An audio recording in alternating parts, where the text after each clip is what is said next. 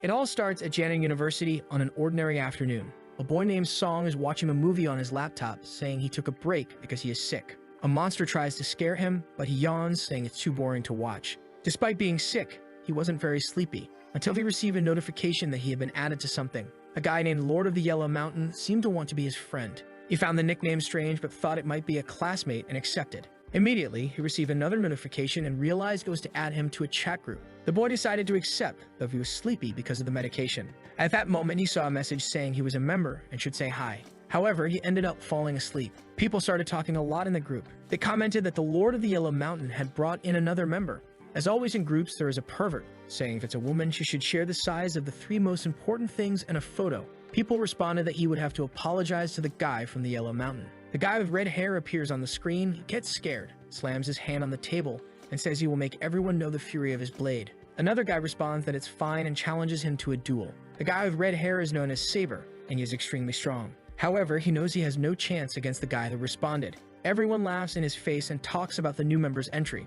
While Saber is there, devastated, people are anxious to see the first message from the guy who just joined. That's when our protagonist wakes up, saying he remembers being added to a group, but that thing seemed weird. As soon as he looked, there were already 72 messages, and he was impressed with the activity. However, seeing that everyone was talking about powers and battles, he realized he had been added to a bunch of lunatics, which wasn't bad since he liked weird people. He just wanted to know who the Lord of the Mountain was who added him. What he didn't know is that joining that group completely changed his life. Training in the morning, he was kind of sad, thinking that lately he had given up on all his dreams. He studied because he had to study. So in a way, reading those crazy conversations in the group was kind of funny. Once again at home, he watched a movie and was dying of sleep. Those horror stories were getting more and more boring, and he decided to sleep, dreaming of saving the princess and being the hero. Meanwhile, in the group, in a conversation, they ask why the guy from the Yellow Mountain added this boy. He comments that the person he added is a genius, but people seem to disagree. Then he realizes that by 1 digit, he got the person's number wrong and added the wrong one, and reveals that the spot that was supposed to be for a genius girl went to a random student.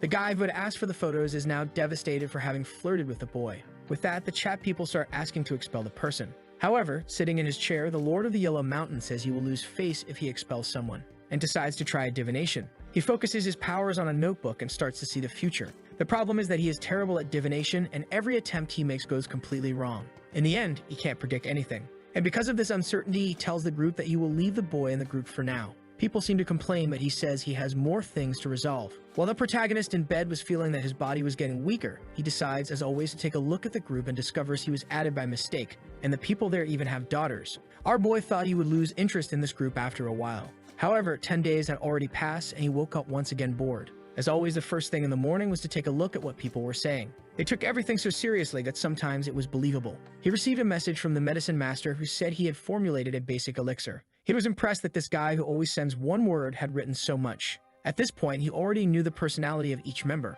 The Northern River cultivator was always online and was crazy. The triple crazy saber was a troublemaker and was also online all day. The 7th clan guy wanted to fight everyone and was also online all day. The medicine master didn't speak much, but he was another one who never left the group. The vagrant monk only sent emojis. And the only one he was sure was a woman was called Soft Feather, who was also addicted to the group. The medicine master shares the perfect recipe and the entire preparation process. Our boy seems to find it interesting and decides to research the ingredients. Some are extremely common and easy to find, while others he had never heard of. He starts to wonder if these guys are so delirious that they're talking about things that don't even exist. Afraid that people might try to prepare some idiotic concoction, he wants to send a message telling everyone not to do it. But just as he's about to send it, someone sends a smiley face emoji. The person says they tried the recipe and it worked very well.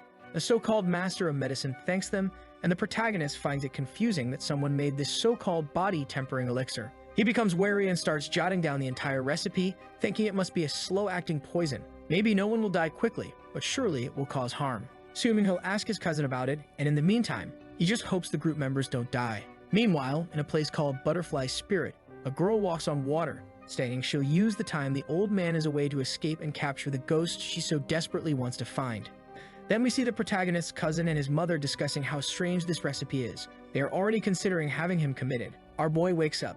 It had been a nightmare. He realizes it's better not to mention this to others, or they'll think he's really crazy. Seeing that it's sunny today, he wonders if he should exercise, maybe, but not before playing a couple of League of Legends matches. The prodigy boy even gets a pentakill.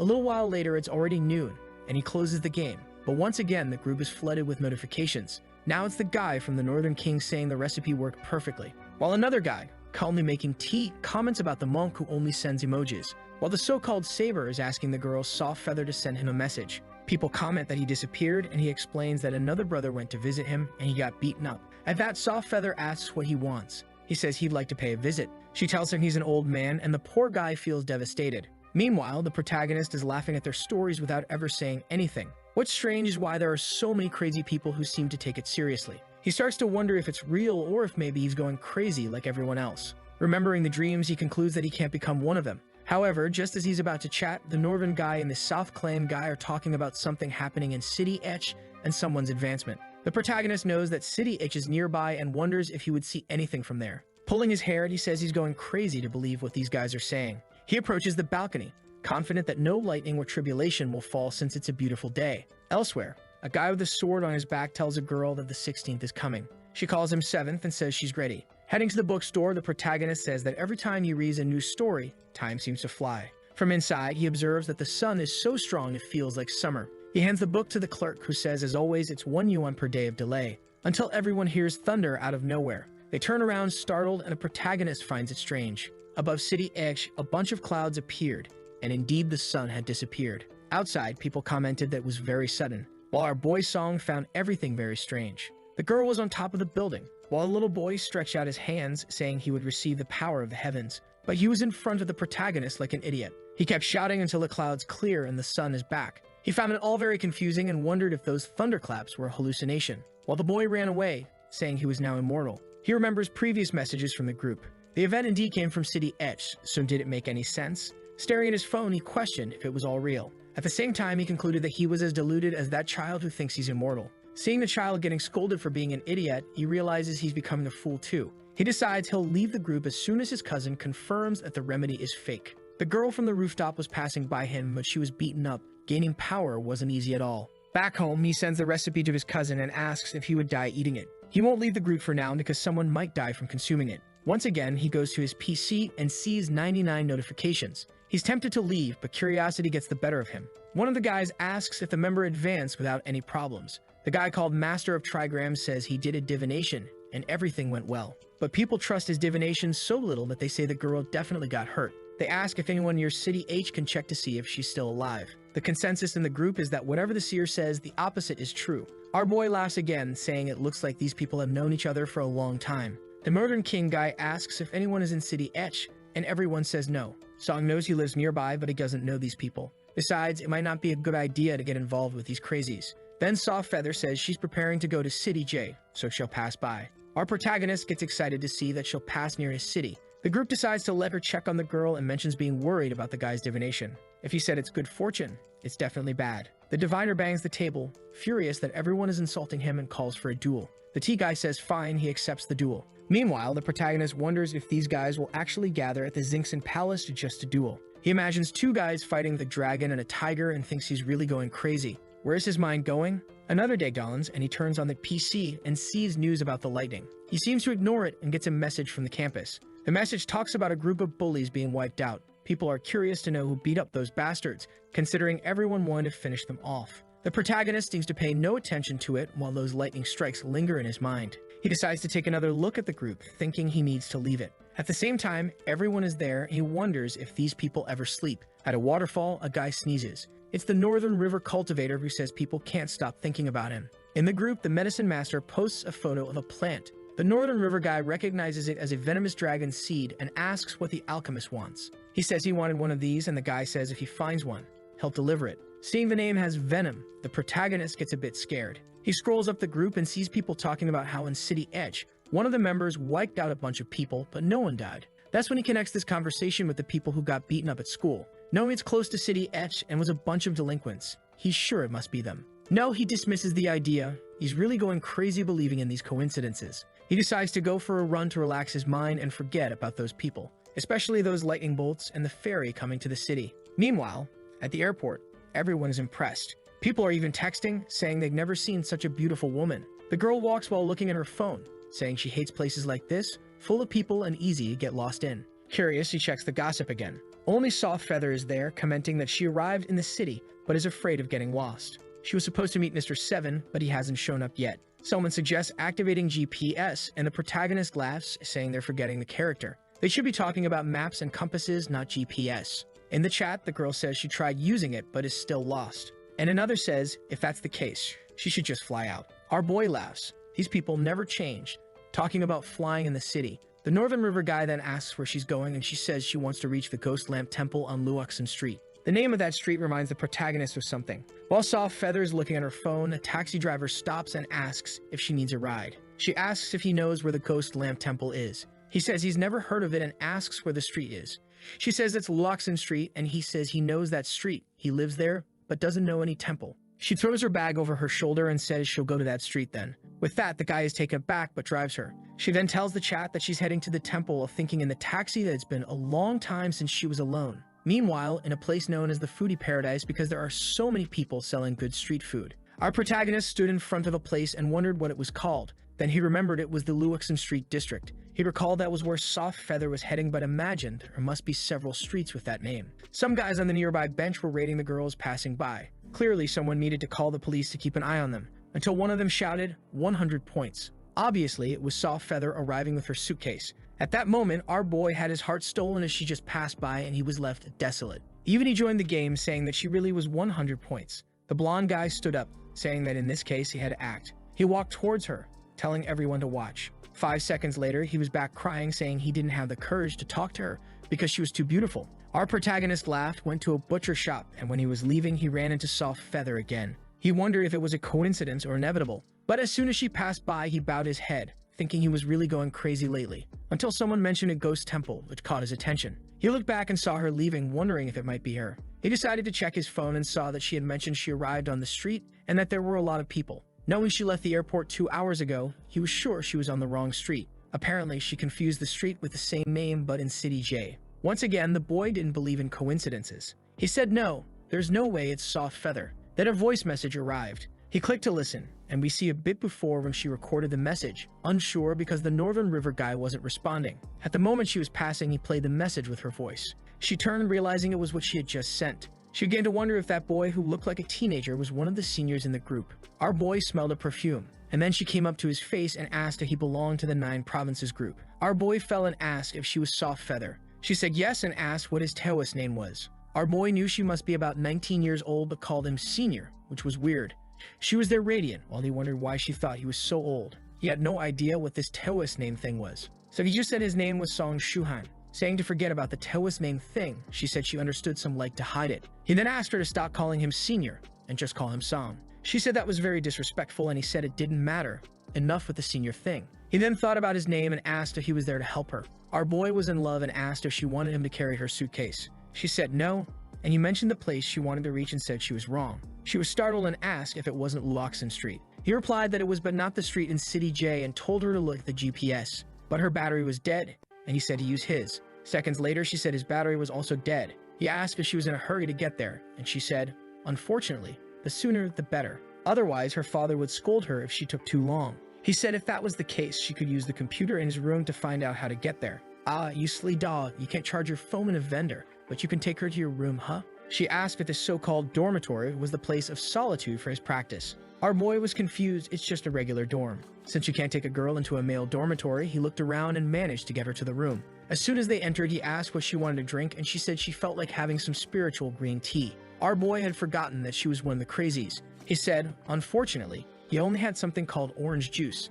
She found it confusing since every practitioner consumes it. She concluded that he must be practicing an earthly life training. So she bowed, asking for the legendary orange juice. Looking online, he said it would take about 5 hours, and she asked if a taxi driver would go that far. Our boy answered no, and she asked what they would do. He was confused by this thing about what they would do since when were the two of them together. She apologized for not asking permission. Then, with tears in her eyes, she said she had a terrible sense of direction and was scared to death. He said he wanted to help, but he couldn't because he had class tomorrow afternoon. She asked hypothetically, if he didn't have class, would he be able to go? Feeling a bit awkward, he said that if that were the case, then yes, while thinking that it wouldn't happen since the class had been scheduled for a long time. He checked the weather and found nothing unusual, and she asked to use the computer for a bit. He grabbed his phone and she started looking up a lot of information, finding our boy's profile, the professor, and the class schedule. The girl was more cunning than he imagined and thought that if a little accident happened to this professor, he wouldn't have class. Then she noticed the notebook beside. He had also noted the recipe the guy posted in the group. She imagined he was trying to improve the recipe and immediately asked how many he could make at once. Seeing that she had noted the recipe, he was afraid she would think he was one of the crazies and said he hadn't made any. She questioned if he was trying to improve it before practicing, and he just gave a thumbs up, thinking it was good to play along. To change the subject, he said he hadn't made it because he hadn't found the ingredients yet. She came closer and said that if that was the case, she would send 2 boxes of ingredients when she got back home. He thanked her and asked for her documents to book her ticket. While she was at the window, he thought she was beautiful and kind. It's just a shame she lived in this world of illusions. Meanwhile, she activated her self-created glasses that allowed her to project her vision elsewhere. She took a panoramic view of the city and detected the professor at his house talking to his daughter. She apologized and said he would be compensated later, but today he had to go to the hospital. Something seemed to lift his leg, causing him to fall and hurt himself. With that, she solved the little problem. She returned to the room and told him to book a ticket for himself too because she thought he might not have class after all. Then a message appeared on the computer saying tomorrow's professor was replaced.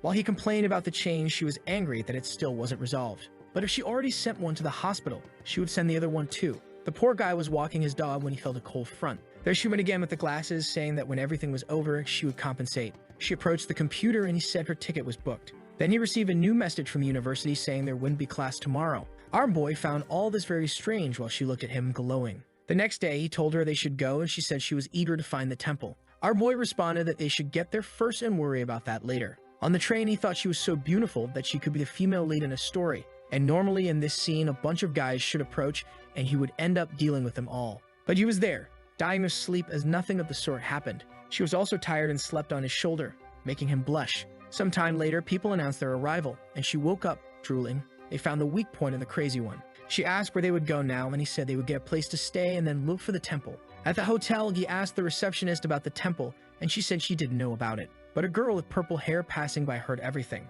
She called someone and informed them that people were looking for the temple. The mustached guy asked about their strength, and she said the woman seemed strong, but the man was ordinary. But the strange thing was that she called him senior. The guy told her to be careful with both of them, while thinking that it had taken more than 60 years for the owner of that place to appear. Walking through the city, they seemed lost, and she said she was sure it was there. When her mother was pregnant, she took her father's psychic abilities to create a projection and observe the region. Our boy thought he had finally gone mad. He asked if there was any news from the northern guy, and she said he had sent new messages. But in the group, he said he couldn't send anyone to help. However, she said it was okay, and the two of them could manage. Song said if that was the case, he would continue to help her. They found an old friend of Song's who had a grandfather who had lived there for a long time. When asked about the temple's location, the man said it was impressive that young people knew about it. Softfeather asked if they knew where the temple was. The man replied to head east into a small forest and find a cemetery. Near there, she would find the temple. She asked why the temple was in a cemetery, and he said it happened 60 years ago when everything was demolished.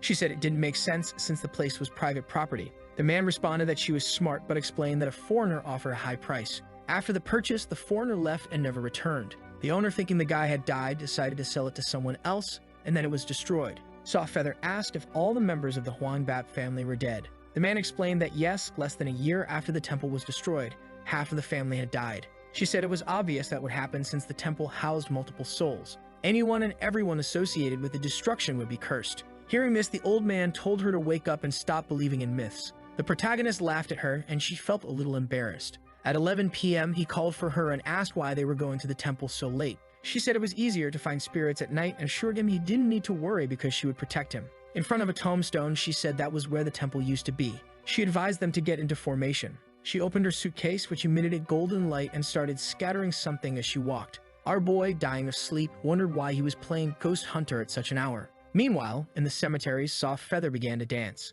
He found her wonderful but thought it was a very unique hobby. Watching her performance, he decided it would be good to capture a photo of it. His phone fell to the ground, and when he looked, it was on top of that herb the guy posted in the group. While dancing, she noticed 2 spirits surrounding her, which was strange since her father had sealed only one. At that moment, both spirits charged at her, and she activated her talismans.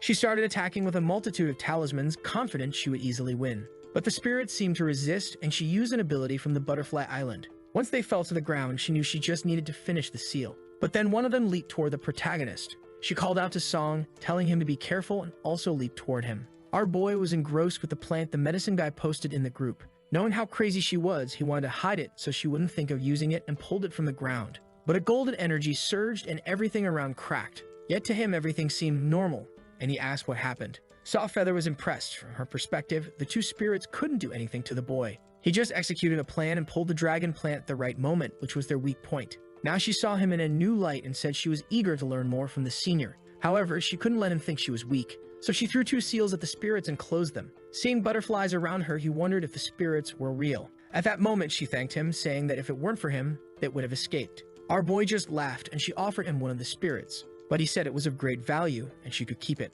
He didn't want to get involved with the spirits, but she insisted that because he had helped so much on this trip, he should keep one. Seeing that she would insist, he accepted, thinking that since it was sealed, it wouldn't be a problem. And with that, they were on their way back. The man watching them thought it was a good thing he didn't intervene. The boy was much stronger than he had imagined, but now he would somehow have to recover the spirits he lost. This man was also being watched by another in a tree. He notified someone else that the spirit sealing was successful, but he was curious to know more about this Song Shuhang and the guy who was hunting them. The next day, it was time for Soft Feather to go home, and our protagonist asked if she would be okay. She said yes, since it was easy to get to the airport, and thanked him. She approached, asking for an address, saying she wanted to send the boxes with the ingredients as thanks. He said it was fine, and just to get her on her way, gave her a paper with his number. Seeing her leave, he thought this craziness was finally over. What he didn't know was that it was about to get worse. She went to the group and told everyone that Senior Song from the Jianggang region was amazing. The Northern River guy was impressed and congratulated her. And a while later, our boy was back to his usual life in class. He had the spirit in a necklace and was feeling a strange coldness. But ever since he started wearing this necklace, it seemed like his memory was perfect and he could remember the entire class. Remembering what she had said about it being powerful, he began to wonder if maybe it wasn't all fake. Could those crazies in the group be telling the truth? At that moment, someone opened the door and called for student Song. Our boy was all confused and asked what the guy wanted. The bearded man smiled broadly and said there were 2 large deliveries for him. Since it was a VIP delivery, he needed to sign to receive it. He found this confusing until he remembered who it must have come from. He then asked where the items were, and the professional guys said they were at the entrance, just waiting for him to confirm the delivery. Walking down the corridor and seeing security next to the delivery, he was sure it wasn't anything normal. 2 gigantic boxes were surrounded by 4 bodyguards. Embarrassed, the protagonist asked if this was normal, and the guy said it was only because the sender paid extra. Looking at the document, he saw it was indeed sent by Soft Feather, and with that, the guys said goodbye and left. Opening the boxes, he knew they must contain the ingredients for the group's recipe. Inside, he saw various herbs, all extremely well preserved, and he wondered if they really would strengthen bones and muscles as in the stories. Now he was getting curious to know if it worked. He took everything to his room and remembered he would need a furnace. He knew that would be impossible, so he needed to find a substitute. Staring at a frying pan, he was sure it wouldn't work. But looking at everything else he had, it seemed to be the only option. He organized the ingredients and started preparing the recipe. Soft Feather had noted everything necessary, so he just needed to follow each step she mentioned. Some parts were confusing, but he decided not to ask the group to avoid getting more involved with those crazies. The only option was the electric stove, but he hoped it wouldn't cause any problems. Seeing the smoke rise, he thought it was too easy, just like cooking pasta. The recipe mentioned being careful with temperatures, but since everything he was using was electric, it probably wouldn't be a problem. The only strange thing was that it looked like actual broth. He added another herb, saying all he wanted was proof that these powers existed. But it only looked like a normal soup, and he realized nothing had changed. Strangely though, the necklace started reacting, and he realized some of the reactions described in the recipe were happening. He knew he had to increase the temperature for the dewgrass to take effect. It then fell into the water and began to dissolve. Following the recipe and using modern tools, he thought of various ways to prepare it. He was less interested in getting it right and more interested in understanding the process. He had reached ingredient number 41, and the mixture was almost ready. As soon as he added it, a black smoke rose. He noticed that in an instant, half the water was gone and a horrible smell filled the room. He remembered that the northern guy and Soft Feather had said they failed before getting it right. He knew his friends would return in 2 hours, so he decided to keep going with the rest of the ingredients to practice as much as possible before they arrived. Once again, he made mistakes, and strangely, the medicines seemed to be separating instead of combining. He tried increasing the pressure in the pan, and with that, the mixture whistled and exploded. Once again, a terrible smell filled the room, as if all the bad things had fused. He opened the window saying it was terrible, but lifting the lid, he saw it looked like the correct result. It was supposed to be a black, gooey, and smelly liquid. After all the hard work, he was determined to try it. He kept his phone ready in case he needed to go to the hospital. He started putting it in his mouth thinking it was just black sesame paste.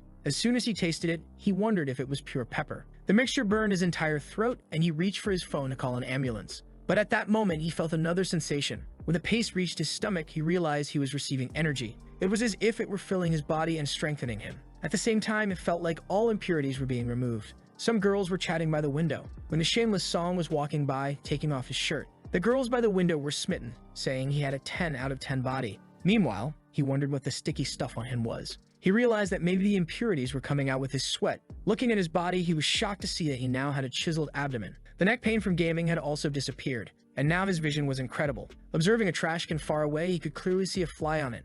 Amazingly, his skin looked extremely healthy and clean. He didn't even know how to explain this to his friends, who would probably think he discovered some secret cream. Now he realized that maybe the group of crazies was right. This revelation left him confused, not knowing what to do. He could ignore all this and live like a normal person, or follow what those lunatics said, but he would live a life full of dangers. However, an exciting and troublesome life was incomparable to a monotonous one. He concluded that it was worth it. Now for the first time, he decided to speak in the 9 Provinces group. The guy stressed by a mountain of books sent a greeting to his seniors. Soft Feather and Northern River didn't recognize him, and a guy surrounded by geese wondered if the boy had discovered the truth. Song in the group thanks Soft Feather for the ingredients, and with that, she knew who he was. He then revealed that he was added by mistake by the guy from the Yellow Mountain. The guy then asked why he decided to introduce himself now, if something had happened. The protagonist explained that he received the ingredients from Soft Feather, managed to make the potion, and became much stronger. The Northern River guy was impressed that he actually succeeded. Either that guy had incredible luck, or it was destiny acting in a strange way.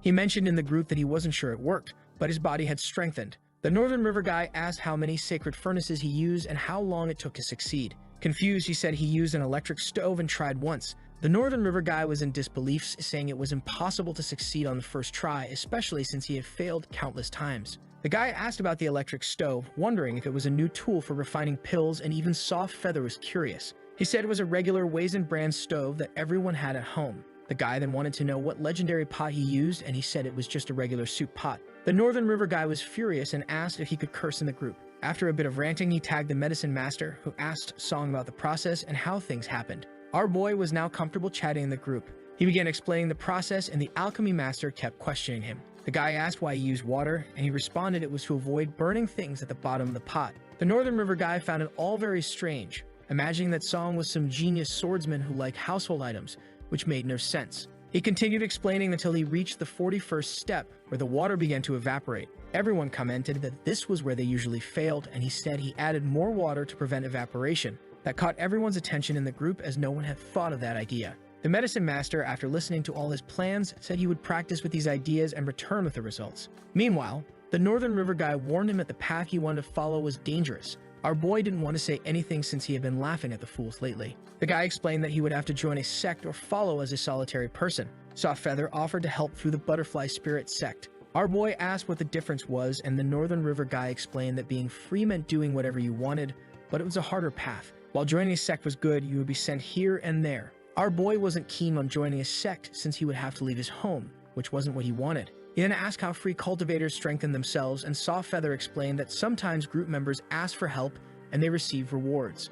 Our boy got excited, saying this was the perfect path for him. He then announced in the chat that he would be a free cultivator, and the Northern River guy said he would help him. Our boy was excited, knowing that the guy would deliver a bunch of basic stuff, which was what he needed. But Soft Feather jumped in, saying that passing on those basic techniques would be perfect because she wanted to return to that city, especially because she wanted to take a few days to have fun. The alchemy guy chimed in, saying he wanted to see him prepare the recipe live in exchange for some resources as well. The Northern River guy was envious since he had struggled to get everything that the protagonist was about to receive. He showed interest, and our boy thought that the master would probably need the plant too. But then the guy said he would be there first thing in the morning. Our boy felt a bit awkward since he had school, but this time he decided to skip class. Staring at the screen happily, he thought he would receive many challenges, but in the end, he was receiving a lot of help. Our protagonist asked if he could share the successful recipe liquid with his family members. The Northern River guy replied that he could, while feeling touched by the boy who experienced such power and still wanted to share it. The guy explained some rules for sharing and then asked if he had felt any side effects.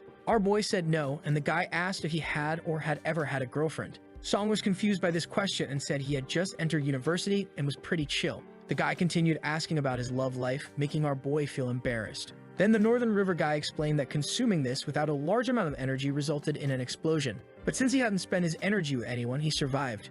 Our boy felt crushed, realizing he had been called a virgin in the group chat. The Immortal Trigram Master asked the Northern River guy why he recommended the free path for the boy. The guy explained that it was due to his age. No sect would accept Song, who started practicing after 18. But now that he was a free cultivator, he could help the boy get stronger himself. In his room, Song received a call from a friend named Tubo. talking about a friend who made a lot of money and inviting him to a party. He decided to go out to eat. Walking down the street, he believed he was near the right place. Passing by an alley, he was grateful those delinquents had disappeared. But then something caught his attention.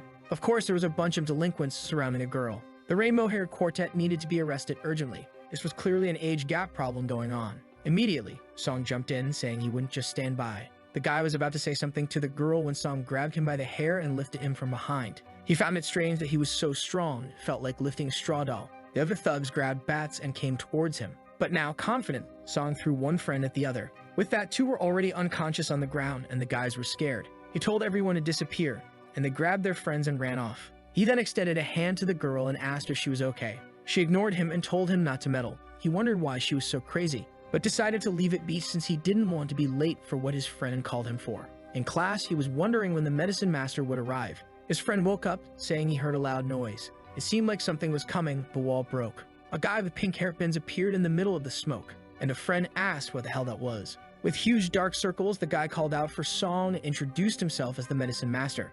At that moment, our boy realized this guy was indeed a weirdo. Walking outside, the guy explained he used tracker to find him. Then he activated a power to locate who had the body-tempering liquid and found the boy. Song said he didn't think he would receive Vegeta in person, but the guy explained he looked like that because he came flying on a sword. Our boy asked why he was wearing eyeliner, and he said it was just that his eyes were deep set because he had been staying up for several nights. Song was in disbelief that the calm and skilled guy from the chat was actually a lunatic. They went to the dorm, and the master asked if he refined pills in that room. Then he questioned him about using a regular pot and water. He wanted him to refine a liquid for him to see, but our boy said he had class in the afternoon.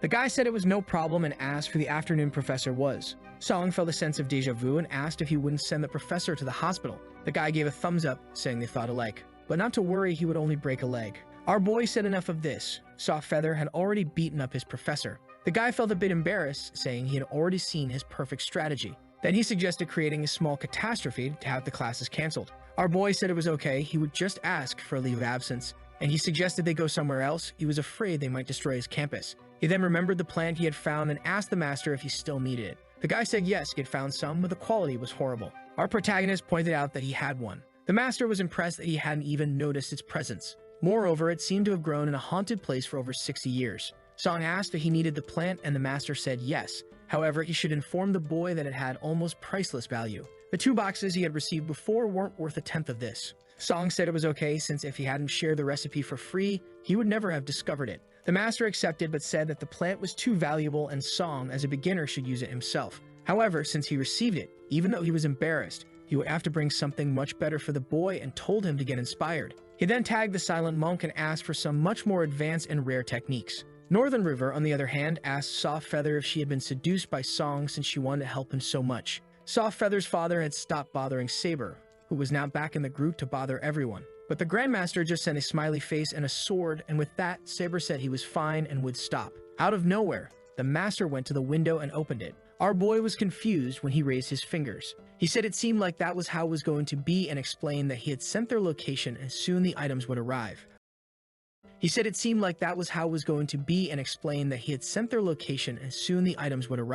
Our boy asked if the master himself was coming there. The guy replied no, probably the monk would send them on a flying sword, and they were on their way. Then he said it was time to see his practice of making the body-tempering liquid. Walking through the streets, the protagonist asked where they earned money. The master asked if he had money problems and said they had plenty, and he told Song that when he learned to make pills, he would also earn a lot. At that moment, he seemed to notice something and Song asked what it was. He said it was nothing, just that every time he went out, some people followed him. The guy who was almost noticed was trembling. Seeing that lunatic, he couldn't believe he was so strong, but he was determined to recover the ghost spirit to return home. Suddenly, the master stopped at a house and said it was perfect, and they would rent it. Song said he should wait since he didn't have any rental money, but the guy ignored him, rang the bell, and a man opened the door, asking if they were from the delivery service. The master said no, they were looking for a place to rent, and that one seemed perfect. The man said he didn't like living with other people. The master said in that case it was even better and told the man to leave the house, but the man kicked him out, saying he wouldn't accept any amount of money. An hour later, they now had the house.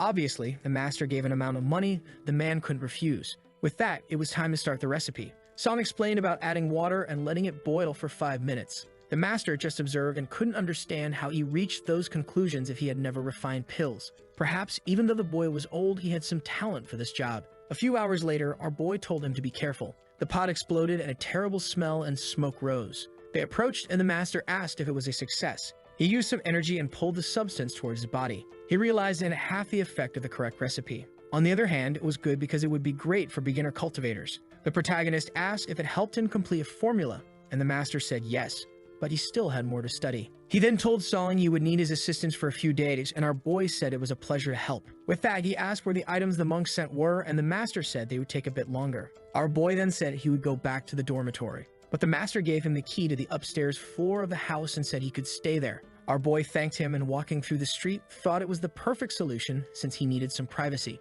But he saw the same girl surrounded by maniacs in the alley again. He felt deja vu and went towards them again, but this time she noticed him approaching.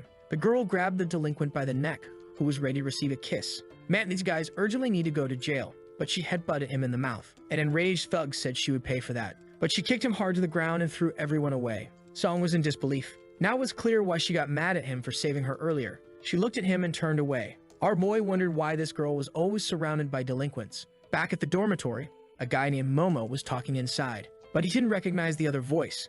There were a guy named Yu. He acted and dressed like a woman but didn't like men. He was talking about having gone out with a girl named Xiao Mai. The guy with glasses said it was incredible, and he started rolling on the floor saying he felt very shy and happy. The only problem was that he was afraid he would have to kiss her tomorrow and felt very insecure. The guy with glasses said he had no experience in that, but the blonde guy said he was the only one who could help. They should practice a slurpy kiss so he could gain experience for tomorrow. The guy was shocked and asked if he had heard wrong, but Yu threw himself, saying it was time for practice. Obviously, the friend pushed him away, and he started crying. Song was outside listening to all this craziness. He wondered if Momo would lose his purity. He didn't know if he should stay outside or go in to help his friend. The problem was that if he went in, he might interrupt things. At that moment, Yu opened the door, all excited. He faced Song, who said it seemed like they had a very good relationship. Zhuge introduced himself and said he was a childhood friend of Momo. Our boy, feeling awkward, said he was the roommate. Hearing the name, Zhuge asked if he had met anyone strange recently, because yesterday someone was asking everyone for information about him. Song realized that it might be someone following the medicine master and now investigating him. But the blonde guy said maybe he had annoyed the wrong people. Entering the room, Song saw his friend desolate on the floor, saying he was tainted. Song said it was okay and asked if Zhuge was a girl or a boy. His friend didn't want to answer about it, so Song told him to just lie down then. Meanwhile, he was waiting for the delivery of the flying sword by the window. Momo said they were going out today and invited him to a party. He needed to forget everything that had happened. With that, he said goodbye and said he was waiting for him. A minute later, the master appeared, saying the delivery was about to arrive. He went to the window and told him to watch. From the sky, the sword literally came flying. But seeing the sword, Song asked where the manuals were. The master opened a compartment at the bottom and said they were there. Song found it strange and said it was too small to have enough information, but it was actually a USB drive. Our boy was dismayed that this cultivator was so modern. Song asked how they would send it back, and the master said not to worry about it. He plugged in the USB drive and told him to take a look. On the computer were 2 folders with cultivation techniques. The files were simply named from 1 to 18, which he found too normal.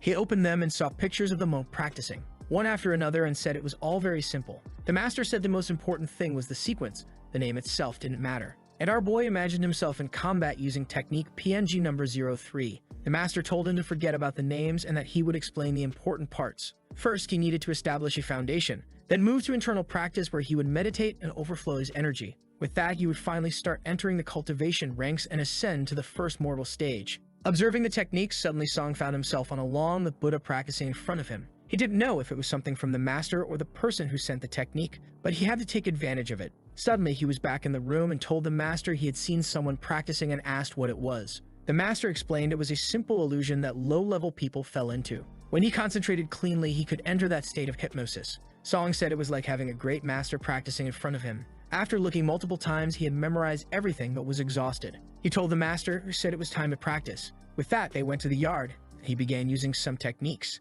The master gave him tips, and he corrected his movements, but he explained he didn't feel any difference or extra energy. The guy explained he should relax, control the blows, and put force into each attack. Song concentrated once more, delivering a knee strike and a punch that emitted energy. The master congratulated him for successfully using a bit of spiritual Kai. He told him to start the second movement, and they continued practicing. The master thought Song's energy would run out soon since he had only consumed 1 body-tempering liquid and shouldn't have much energy left. But Song was motivated, saying he would complete all 18 movements. He had it in his mind that if he couldn't, he should give up and he was already on the 5th. However, in the middle of it, he felt his energy depleting. He attempted the 6th movement and collapsed to the ground. The medicine master noticed he was out of energy and wondered if he should help him. Seeing Song's determination, he told him to open his mouth. With that, he gave him more refining liquid, and Song felt the power return to his body. Even though he was tired, he found the motivation to continue practicing until the end. Finally, he had completed all 18 movements and felt powerful despite being exhausted. The master immediately told him to sit and practice another technique before his blood cooled. This technique was to ward off distractions and focus mental energy. Song knew that with this, he would see his true self and wondered what he would see. Strangely, his true self looked exactly like his normal self. He'd wondered if this was because he was still an ordinary mortal. He tried to concentrate even more and direct energy to his heart, but he became dizzy and collapsed. The master explained that he had used too much energy and was now exhausted. Song then explained that his true self looked identical to his normal form and asked why. The master explained that this happened when a person was genuinely good. Their true self didn't need to take a different form if they were already pure. But he thought it was incredible that Song had no blemish on his soul. With that, he said it was time to stop and Song thanked him. The master disappeared, leaving Song unsure how to get up from the ground. Sometime later, he was returning to his room exhausted. But when he opened the door, he saw his cousin. This was the medical thick cousin. Seeing the recipe, she asked if he was trying to kill himself. He said it wasn't quite like that, thinking he didn't know how to explain it. She sat down and said he better give a good explanation. The fool said he joined a weird group that sent this formula. He consumed it to make sure it wasn't a deadly poison. She said he seemed to be telling the truth, but advised him to tell no one else to consume it. He invited her to dinner with his friends, but she said she wasn't really interested. With that, she left and he said goodbye. At 6 p.m., he was going to meet his friends. The first friend who arrived asked what happened to Momo. The guy seemed like he wanted to end his life. He saw poor Momo crying, and the friend mentioned that there would soon be a sports event. It seemed to be a 5 kilometers race that would exhaust everyone. Luckily, the only one selected from their group was someone named Song Shuhang. Our boy asked why he was chosen to run 5 kilometers. The friend said it didn't matter. Now that he was chosen, it had to be him. But he thought that since he had started cultivating, it wouldn't be a problem. He raised a can, saying he would win for them. A while later, everyone was passed out from drinking, but alcohol no longer affected him. He decided to return to his room and check the group. People were talking about a white monarch who was about to reappear after 150 years. Song found it strange, especially since even the Northern River guy seemed scared. The crazy saber guy even said he was going to isolated cultivation and didn't want to be contacted. But everyone knew he was scared of the white monarch. He realized it wasn't a good idea to mess with this guy and decided to go to sleep. Meanwhile, in the city, someone was jumping across rooftops. They entered Song's room where he was sleeping on the bunk bed. The intruder exclaimed that Song was the right guy. Seeing the necklace on his neck, they thought it would be easier than expected. They tried to strike, but an aura emanated. The blow was aimed at the seal. The weapon ricocheted. At that moment, the intruder became dizzy as if they had been poisoned. They started coughing up blood and realized they would have to return to their master. Meanwhile, the master in the hotel was waiting for his lackey to return with the item he had requested. The lackey knocked on the door and was told to enter. As soon as he opened it, he collapsed on the floor, exhausted. The master asked what had happened, and with purple eyes, the lackey said he had been poisoned. The master, alarmed by the level of poison, pulled out an antidote pill, thinking that Song Shuhang was more dangerous than he had imagined. The problem was that even his antidote hadn't worked. He was afraid that Song would use the poison's direction to find them, so he jumped out of the hotel. Meanwhile, our boy was waking up peacefully at 5 a.m. He smelled a strange scent of blood and wondered if a thief had appeared since the door was open. He saw a blade on the ground and realized it looked like a sword. If that was the case, it wasn't the work of an ordinary thief, as they wouldn't know how to use such a weapon. He then wondered if someone might be after his life. Trying to trace the possibilities, he knew that if it was because of the medicine master, they would have gone after the master and not him. He remembered everything that happened with Soft Feather and the item he received and wondered if the person she mentioned back then was behind this. Walking through the dormitories, a Shuj came running, calling for him. They asked if he had found the guy who was hunting him. Our boy said no. Juge then passed all the information he had gathered from the students about the guy who had been asking around. He was 1.83 meters tall, with an accent from a nearby city, and provided all the basic characteristics. Our boy realized this was near the temple. He was heading to the medicine master's house when he saw a girl coming out. She grabbed an alchemy pot from the back of a car and kicked it, making it grow. He found it odd and was sure this girl wasn't normal. The girl called his name and told him to come help because she was a lady. Carrying the furnace, he asked how she knew about him. She said she had a close relationship with the medicine master, so it was normal for her to know. He asked if she was his wife or something, and she said no. For now, she was just a disciple. However, since the medicine master was in town, she had to come here to bring the stove to help him.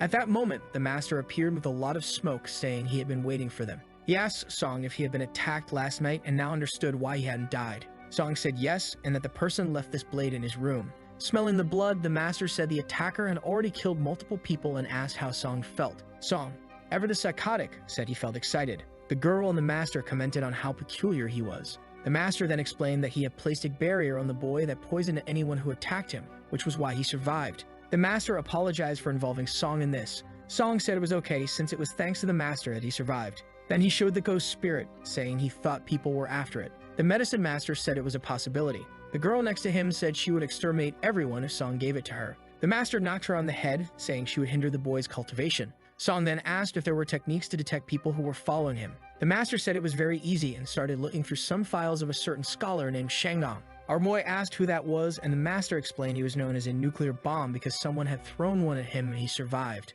The master then said he found files on how to detect those following using mental energy. Song then had an idea. If the person was affected by poison, they would have to buy the antidote from herb shops. The medicine master said it was possible and listed the 4 ingredients needed to make the antidote. He handed them to Song and thanked him. Meanwhile, on Butterfly Spirit Island, Soft Feather was reading the cultivator's newspaper. She saw something about a floating island that caught her attention. She saw that the place was in Donghai and thought about going there for fun. But then a guy appeared and asked where Soft Feather thought she was going. She said she saw a cute place and wanted to visit and asked her father to go with her. He said yes, but she would first have to familiarize herself with the contract formations. Excited, she ran off, saying she would do that now. The father found it strange and wondered if she had any friends to like this video to help Mamoru make more juicy. And you remember that the last chapter ended when the gentle Feather told her father that she wanted to find a friend. He said she would have to familiarize herself with certain techniques, and she eagerly said she would do that right away. Meanwhile, our boy at 9 in the morning was bringing breakfast to his friends. He asked about Mumu, and they said the boy was very sad and disappointed. The friends then came up with a plan saying that the next time they needed money, they should just threaten to tell everyone what had happened. With that, Mumu hit the wall, asking if they were trying to get themselves killed. Sometime later, the protagonist asked one of his friends to help him find some items on the internet. The guy said yes, and with that, he thanked him. At 10:30 in the morning, he was already taking the new materials to the Master of Medicine. Since the guy had been helping him a lot, Song wanted to repay him, especially because he was trying to improve the body strengthening formula. As soon as the bad smell rises, he knows it's a success. The master tells him not to cover his nose because this is the smell of achievement. However, he activates a power in his hand that gathers all the smoke. Song is confused, and the master throws the item to him, saying that it contains all the accumulated stench. If he finds himself in a dangerous situation, this item can help distract people. At 4 in the afternoon, our boy was practicing for a while. He focused and delivered a punch that broke the wall. Even he was confused by this. The only current problem is that, despite being strong, he has little accumulated energy. The girl with purple hair was nearby and said that if he strengthens the human body, he also strengthens the energy he accumulates. Her name was Purple Mist, and she explained that even weightlifting would help him. However, of course, in their world, training would have to be much more intense than usual.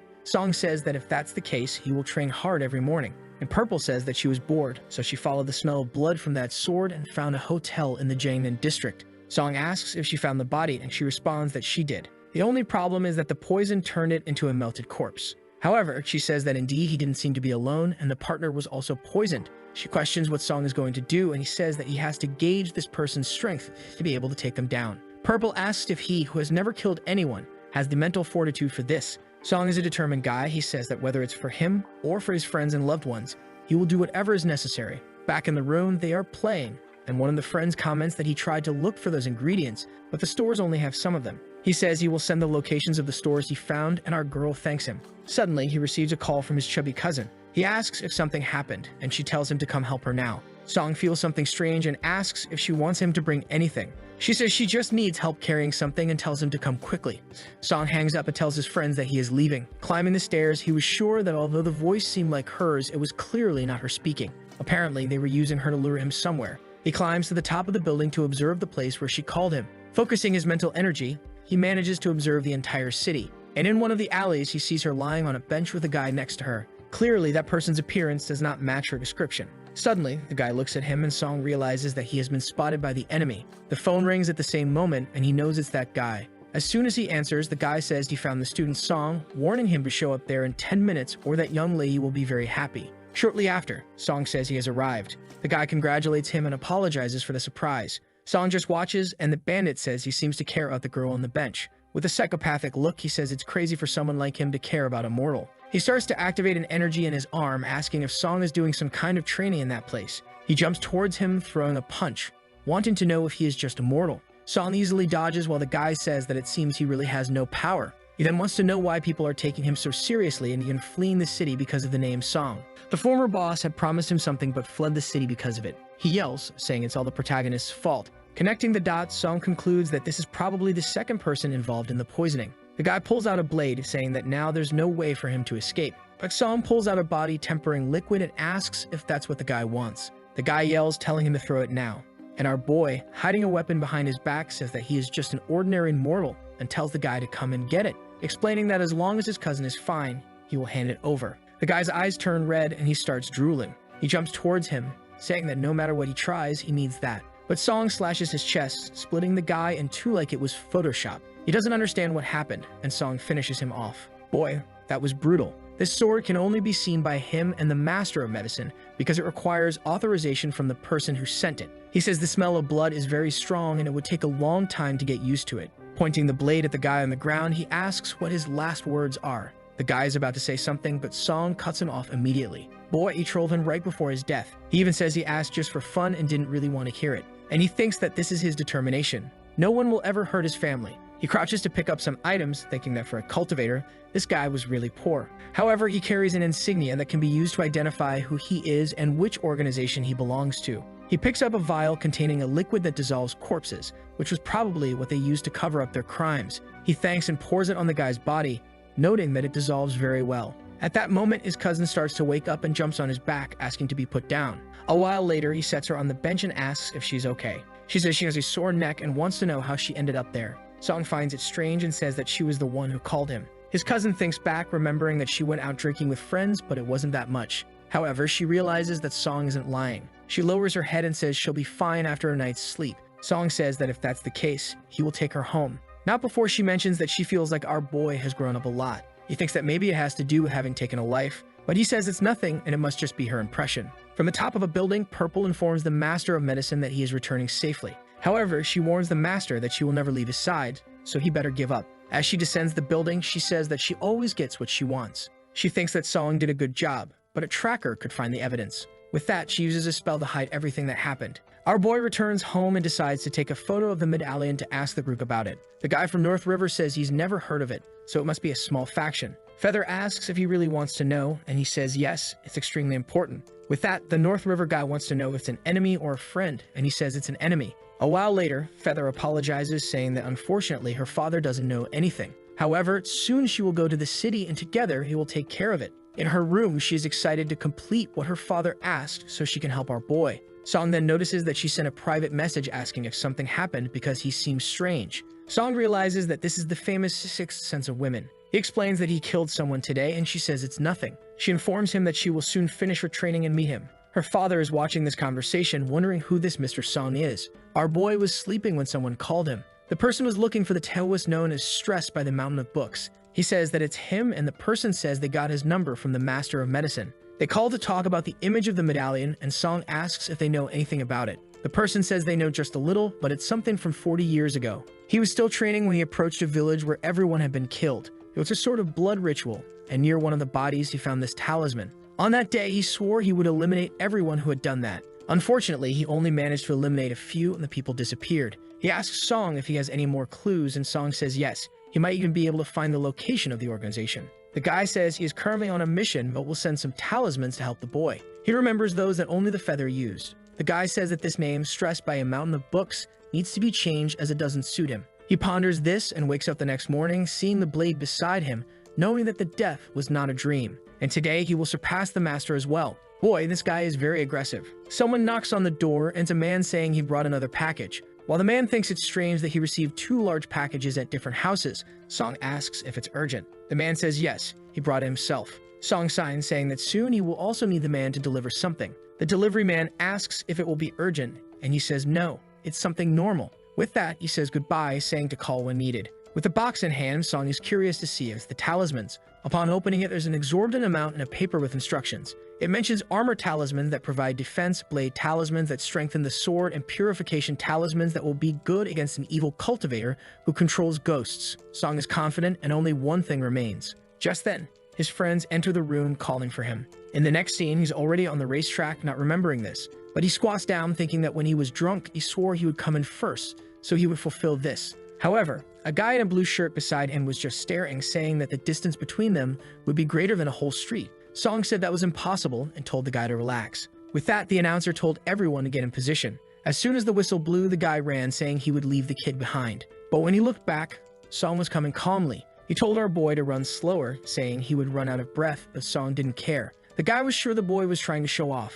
But 10 laps later, he was drenched in sweat, and Song was calm, saying he thought he could run much more, but the guy seemed a bit tired. Above Song was a sort of scary spirit, and the guy, looking back, ran away scared to death. Song's friends were even shocked that the boy was running so much. His vision was getting blurry as he neared the end. However, he was happy that at least he would be the true champion, until our boy approached. He easily passed him and crossed the finish line. His friends all celebrated, saying that Song was incredible. Meanwhile, the other guy couldn't believe he lost to that kid. Lying on the ground, he received a thumbs up, and our boy said he was a very good rival and just needed to work hard. These words were worse than insults to the poor guy lying on the ground. Then a friend approached, talking about the shopping research he had asked for. He mentioned a store that recently sold large quantities of the 4 items. Song was confident that he had finally found a lead. Back in the dormitory, Song was confident. He had the invisible blade, the alchemy master's resources, and now the talismans. In the worst case scenario, he could offer the ghost spirit as a reward and ask for help from someone in the group.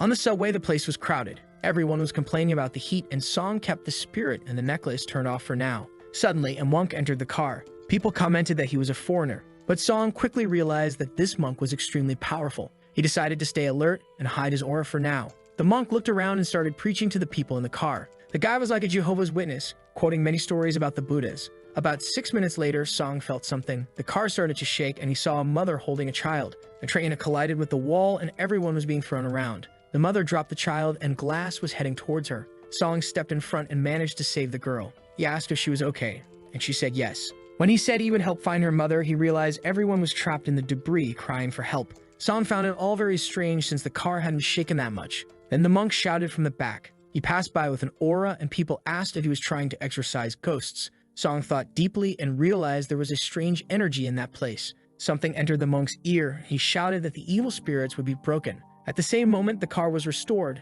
and everyone seemed fine. People were talking among themselves about where all the blood had gone. At that moment, a blue-faced smoke was flying on the ceiling. The monk seemed worried while Song handed the girl to her mother. While thinking he was about to reach his destination, he considered that this creature might be related to what he wanted to discover. A few cars ahead, people were terrified of the monk, and also about a so-called altar master who would turn them all into food for the ghost general. Meanwhile, a man in a suit and a cap was talking about how they just needed to help the general to finish off the monk. They passed by Song's seat with a certain energy. He noticed that both were cultivators with tainted bodies. In another part of the train, the monk was telling the creature to stop trying to escape. He had no way to hide from him and would be purified. He clasped his hands, and a golden energy surrounded the creature. At the same moment, the other 2 men came running, throwing a creature at the monk and telling him to stop that. However, he just smiled, saying that a virtuous light protected him so no harm would come through. The entire train glowed golden, and the men couldn't see anything. Watching the creature being destroyed, the monk said it was too late now. A blue image appeared in the sky as the creature was consumed. One of the men said they had to do everything to stop the monk and threw himself at him. However, the monk just smiled and easily defended himself. He maintained his stance, and the man came to punch him, telling him to die. However, the monk just said the man was an idiot. He slapped the man's face and punched him in the chin. The man tried to say something, but took another slap and didn't even have the right to retaliate. The monk continued beating him, saying that those connected to evil spirits had no rights. While the 2 men were battered on the ground, the monk smiled. He said that if he could purify that spirit, he would become even stronger. Song stood there, wondering if something was happening in the next car. Just then, an explosion occurred. The ghost general spirit seemed to be sealed. As it writhed in agony, the monk commanded it to return to the right path. Talismans flew toward the creature, while the men behind begged him to stop. However, the monk smiled, saying it would be purified. Suddenly, someone appeared behind the monk. In the next moment, a purple mark was left on his back. The monk spat blood, having no idea what happened. His body lost control and he fell to the ground. The monk knew that this was someone powerful enough to be in the second stage. The question was why this person took so long to attack. The man with the mustache called the others trash, saying they almost made him lose a general. They grabbed his feet, begging for forgiveness, saying that monk was too strong. The man said they had completely failed. However, they still had some use, and they cried with joy. Of course, it wasn't the best kind. He stretched out his hand, and the 2 fell to the ground. With that, he told the general to absorb it, as it was the lives of the men. Immediately, the creature became even more powerful.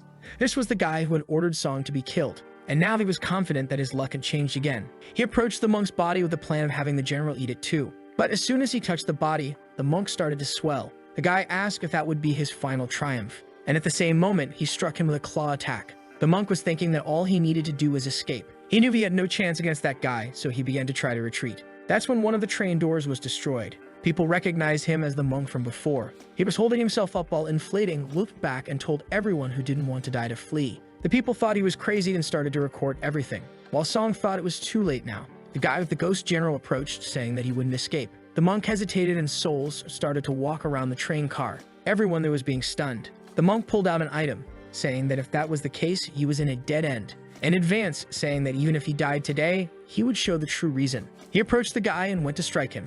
However, he changed direction and hit the floor, sending a golden light towards the guy, who said that he really was in a wonderful state. But then he punched him with the ghost general. The monk didn't fall, but the boy was coughing up blood. He realized that his attacks were being absorbed and wondered if he would die today. The guy simply told the monk to stop resisting and just be devoured. However, he said he would never do that. It was then that Song coughed in the train car, and the monk wondered how the boy hadn't been affected. That's when our boy introduced himself, saying that he was Song. The guy with the general was shocked immediately, and the monk wondered if he had received another chance. Song then took a talisman and threw it at the guy, saying it was a gift. The talismans exploded and the guy was startled. In a second, most of the ghost's energy had been consumed. Song noticed that the guy was scared when he heard his name, and decided to maintain this narrative of being a great senior. He said that the filthy thing had disappeared so they could talk now. The guy asked what kind of talk it was, or if the power was being heavily affected by the poison, while asking if Song was going to kill him somehow. Our boy, without anyone noticing, started drawing his blade, asking if the guy was thinking of fleeing. He said no, he would never dare to do something like that.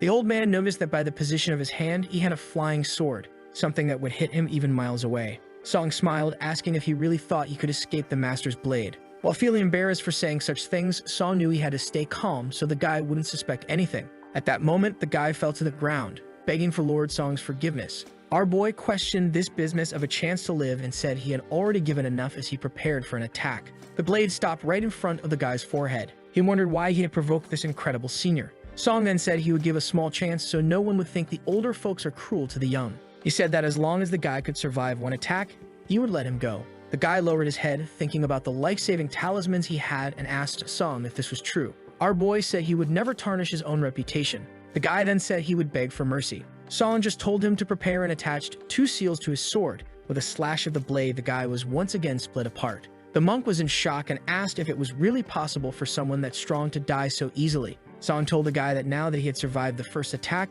he would let him live. The monk seemed confused, but Song knew very well. Someone who had been accumulating ghostly items for over 60 years must have something to save their life. The guy began gathering the parts of his body, thinking it wasn't worth hiding. Once he was whole again, he said he would withdraw with Song's permission. Our boy just watched. The guy started to leave, calling for the ghost general, thinking he couldn't risk receiving another cut, until a light shone and passed through him. Song had sent another X-shaped slash, and the guy was split apart again. He fell to the ground, wondering why Song did that, and said he didn't care. He invoked a dragon, saying that weeds need to be uprooted or they will regrow. With that, both the ghost general and the guy were struck down. A suitcase fell to the ground, and the guy called for his creature, saying that Song was shameless. Our boy just said he didn't care about his reputation with someone like that and claimed he was just an ordinary university student. The guy spat and Song approached, saying he would be cursed. His spirit passed by and the body fell to the ground. The altar master was dead. Song relaxed and immediately grabbed the liquid to dissolve the body, throwing it on the guy. Strangely, only the clothes seemed to be dissolving. The worst part was that if he left the guy here, the police would be called. The monk was just watching, wondering if Song was troubled by the body or feeling anguished. Our boy asked if he had any way to deal with that, and the glowing monk gave a thumbs up, saying he knows the solution. Song thanked him, saying he owes the monk one. However, he replied that in the end, it was the boy who saved him. With that, he sat next to the body and began to absorb the energies. Song grabbed the suitcase because he imagined there was something important inside. He knew people would wake up soon, so he sat on the bench. The people in the car began to wake up, and as soon as they looked, they saw a monk with a body in front of him. He smiled brightly, and the people ran away in desperation. Our boy took advantage of the crowd to leave, saying he left everything in the monk's hands. He took another train, and there was talk about an incident in the subway. Our boy wondered if the monk had resolved everything, until he saw on TV that the monk was restrained with news that he would be beheaded. The worst part was that he was shouting that he had done everything alone and had no accomplices. Our boy couldn't imagine that the monk's way of dealing with this would be to take all the blame. The monk looked at the camera and gave a thumbs up, saying he wouldn't let anything fall on the senior. The police officer asked if he liked the cameras so much, and he said yes. Our boy had no idea how to deal with this. Not to mention that he was thoughtful, having killed 2 people in 2 days. This time, the strangest thing was that he had remained very calm. He realized that the path to becoming stronger was long, and he would have to get used to many things. The blood then contacted the guy who sent the talismans and said everything went well, and he would return the rest. However, the guy said he could keep them for Hilly. After all, he was on a Pacific island in the middle of nowhere. He is fulfilling a vow he made to teach 10,000 people to read and write. Our boy was confused by this but said he understood. Sometime later, he received a call from his cousin and asked what it was. She wanted to know where our boy was. The boy noticed that her voice was higher pitched than usual, so she must be having some problem. He said he was on the subway and would be home in half an hour. She said she heard he went to some store to buy medicine and asked if it was true. He wanted to know how she found out and said she beat up one of his friends. She continued to insist on knowing if there was something wrong with his body. He said his body was healthy and he just went to buy something to help a friend. She said she understood, but that as soon as he got to school, he should call her, while thinking that it was the second time his cousin was looking for weird stuff, so it's good to keep an eye on him. To avoid raising suspicion, he decided to leave the suitcase with the medicine master for now. Upon arriving at the master's house, he expressed his uncertainty about opening it because there might be something inside. The master complimented him, noting that it had indeed been tampered with. However, he simply waved his hand and said it was now undone. With that, the suitcase opened to reveal a stash of money. Despite this, Song wasn't excited. He had wanted the item to become stronger. At least now he could buy food. The master then warned him not to let the money deceive his vision, as the true treasure lay elsewhere. He opened a compartment containing 9 vials. Song asked if it was safe, and the master assured him he had already cleared the traps. Upon smelling it, Song recognized it as the full version of the body-tempering liquid, with much more intense effects than the simplified version he had been using. Song asked if it was enough to complete his power foundation, and the master assured him there was more than that. Our boy asked what the pearls were, and the master explained they were of ki and blood. Song noted there were many, and the master said as long as he didn't spend excessively, they would last a long time. Song mentioned the altar master making contracts with ghosts, but he considered himself lucky. The guy suggested Song stay for them to test some formulas, but Song insisted he had to return to his cousin. In the next scene, he's already being dragged through the street. She's telling him to stop lying about these Chinese medicines, but he insists he's not lying. She explains he still needs a medical exam. Even if he's well, she can't be careless with a cousin like her. Our boy shines brightly and says he's at her disposal today. The scene shifts to the hospital corridors. A guy passing by the protagonist drops money on the ground. He calls the guy to warn him, who thanks him. However, an old man overhears and mentions hearing about scams like this on the internet. If he had bent down to pick up the money, he would have been robbed. Our boy is confused and the guy walks away. He intended to return the money, but his sister grabbed it and insisted on conducting several exams. 2 hours later, he was exhausted while she was thoughtful. Our boy knew the professor who the Gemma Pen had mentioned was at this hospital. Suddenly, a doctor opened the door and said she would take him to this professor's room. His cousin asked if there was a problem, and the doctor said she would have to explain something. She had never seen someone so healthy. All of his indicators were almost at maximum health. His cousin was both excited and impressed at the same time. While our boy knew it was all because of the WhatsApp group, a nurse appeared and told her to check on the patient in room 570.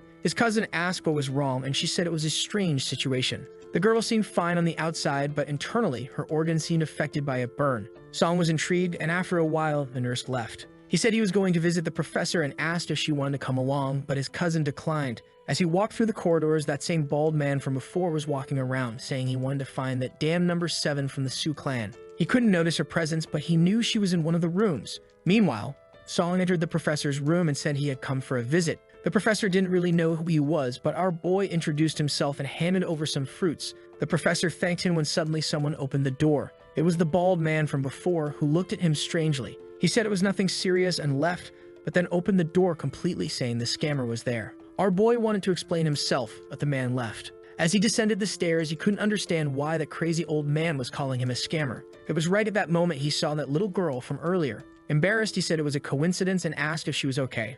She said yes, it was just a small injury, and left. Our boy wanted to help, but she said she didn't need it. Meanwhile, the old man was in the room searching for Junior. He opened the door and found nothing. Back with the medicine master, he said the body-tempering liquid was ready. He handed it to our boy and said the recipe would be 100% in 2 more days. Once that happened, it would be time to leave. Song asked if he really needed to go like that. The man said he had been there for a long time already and asked if he had any problems. Our boy said no, and the master assured him that if he needed help, he just had to talk to the group. Our boy said he would keep that in mind. He asked if when a Buddha leads a person to the right path, it enhances their body. The medicine master said it was a sudden question, but yes, and asked if he was considering converting to Buddhism. Song recounted the whole story of the monk, and the master reassured him that this guy would soon resolve it. Our boy thanked him for the comforting words. Remembering the monk's smiles, he hoped the guy was okay. Our boy went home and slept. He woke up from a nightmare where he remembered the time he killed that guy, and the next day he went to practice in an abandoned place. He also used the blood pills to help recover energy and practice.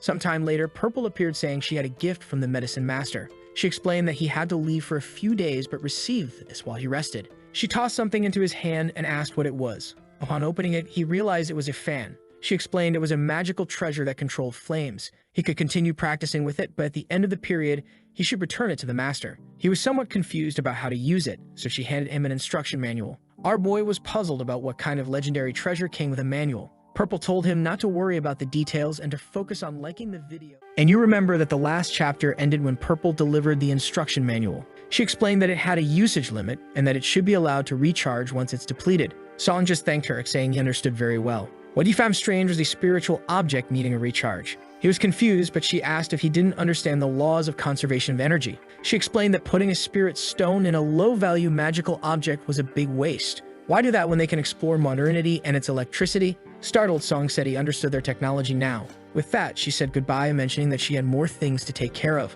However, our boy asked her to wait and inquired where the master of medicine was going. She ran off, saying he was going to help some Taoist friends. The crazy girl left, mumbling to herself that one day she would become a Taoist couple with the master. He was left alone, not having the chance to ask about the strange dream he had. The scene shifts to a random place in City J. The master of medicine was analyzing some points and asking when the amnesia started. The guy explained that it happened when he entered a mysterious island with Taoist Xuan Zhuan. In an instant, everyone ended up in another part of the island without remembering what had happened. The girl said she didn't even remember how to get to the island or how she ended up there. A woman behind them said she remembered a bit more than the others. As soon as they arrived, their ability to fly was restricted, and a creature started following them. The master of medicine found it curious that a child remembered more than the adults. However, the woman said her disciple had lost months of memories. The master thanked her, saying he would send someone to investigate and find out what was going on. However, he quickly guessed that they had been affected by an illusion formation. The question is whether the illusion created the monsters or if the monsters create the illusions.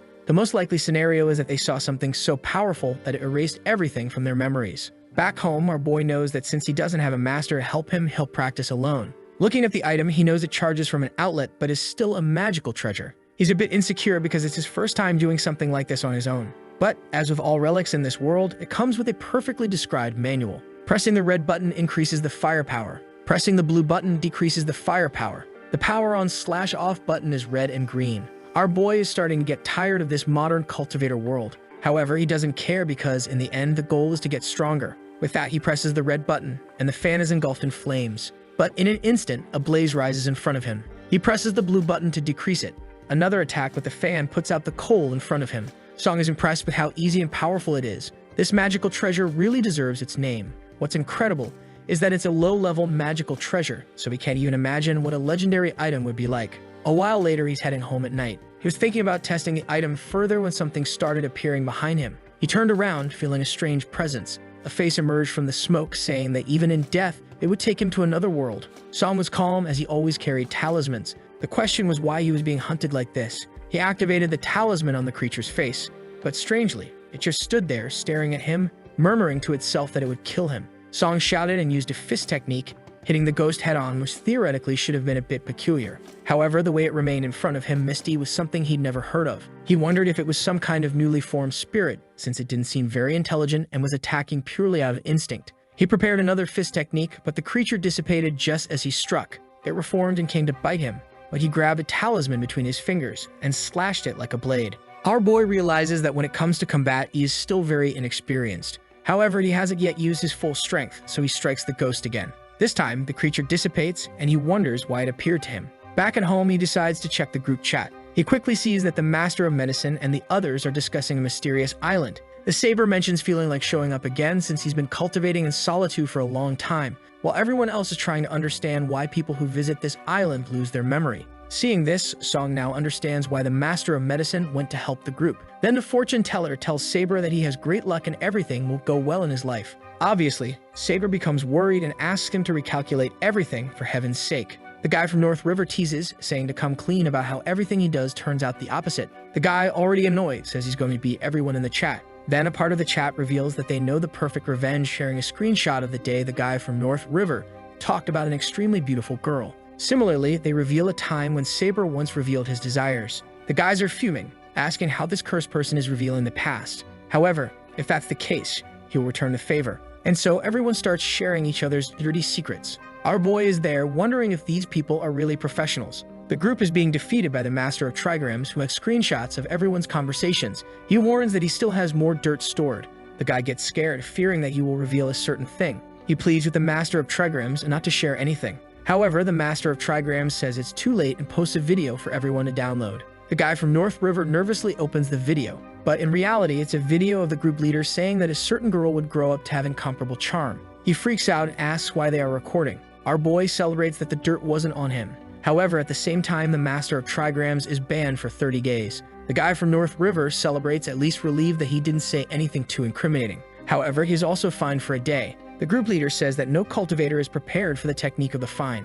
Laughing, Song says he wants to join in on this chaos. He starts thinking of a joke, but then stops and wonders what the true identity of the group leader is. However, he leans back in his chair, deciding not to stress too much, as he'll eventually find out everything. In the morning, he wakes up celebrating that he didn't have any strange dreams that night. That his friend appears, saying they need to get their driver's licenses soon. The friend asks if he won't have trouble with the theory, and our boy says no. The friend says that once they pass the theoretical part, they'll start the practical lessons. Meanwhile, our boy wonders if he'll soon learn to fly with a sword. With that, they head to another region because they need to buy some things. However, while walking around, something catches Song's attention. Our boy sees a bald man in the middle of the crowd. His friend asks what he's doing, and he says he needs to talk to a familiar face. While the bald man complains about life, someone approaches from behind. When he turns around, there's Song charging towards him. Our boy decides to settle this once and for all and goes to punch the old man. However, this old man isn't easy and he hits back.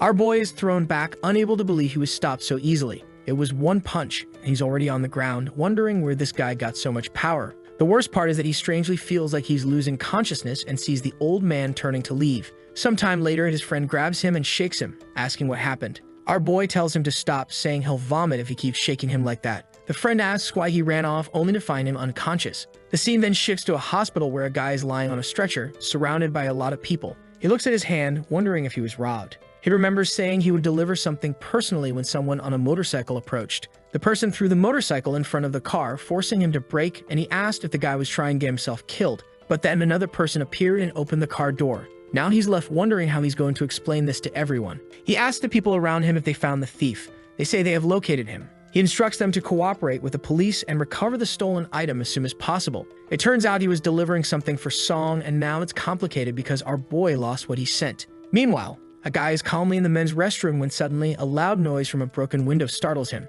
The people tell him to stay still and not move. The frightened boy asks if he can pull up his pants. The PUG policeman shows him a file and says he's coming with them. The guy asks why, and they explain that they know he attacked a car yesterday. This kid actually stole something, but it seems his seniors stole from him. Realizing that he can't let the police take him or else he won't be able to get help, he decides to kick the first officer. The kick lands squarely on the officer's face, and he immediately uses a technique to try to escape. However, everyone is aiming at him. He pleads for them not to shoot because he's surrendering. Unfortunately, he's too weak a cultivator to be human technology. The bald man then instructs to bring that guy over, and the chief says to keep security tight or he'll escape again. He tells the bald men to leave the room and bring the bastard when he arrives. He calls Song and says he has something to report. He reveals that he was attacked and robbed of what he was delivering. Our boy asks how that happened, and the guy explains. However, he assures Song that he'll resolve the issue, and our boy says he trusts him. He then decides to message the Master of Medicine to explain everything that happened. The Master responds, saying he'll send someone to help, and soon after,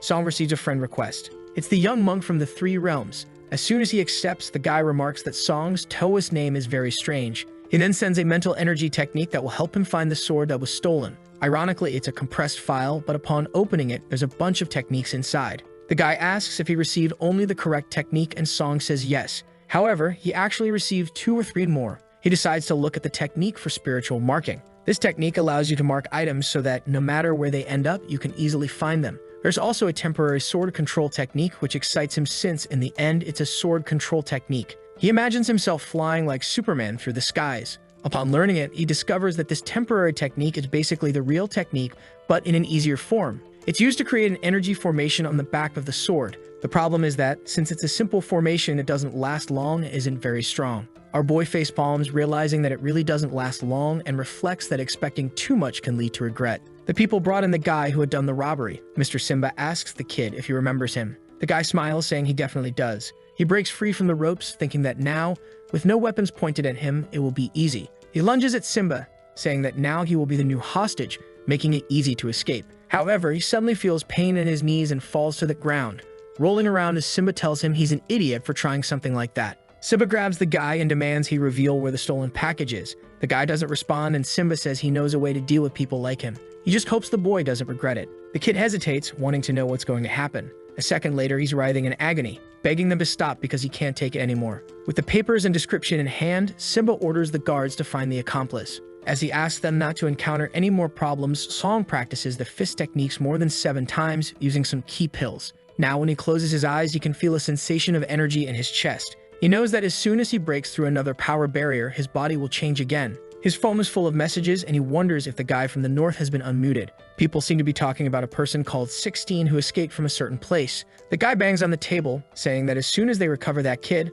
they'll teach him a lesson. However, they left a mark on the person and can sense that he's in the Jiangnan region. Song seems interested in this. At that moment, the guy from the north mentions that our protagonist is the group's new member and lies in that city. Our boy gets excited because if he can meet more seniors, he'll become stronger. He introduces himself to Senior 7, who says he's heading to his district and they will meet. Our boy is thrilled as he has found someone else to help him. However, he quickly remembers that these silly guys always keep what they discover wrong about others. He decides to check what people are posting and sees that the saber guide was surfing the seas. After some time, he decides to go back to sleep to take care of things tomorrow. However, when he falls asleep, something appears on his back. The next day, he's at the hospital, apparently to pick up his cousin. He walks through the corridors, thinking he arrived too early. She appears and says her train won't leave until 3 p.m. He says he'll take a walk and come back to take her home later. She thanks him and says she has some patients to attend to.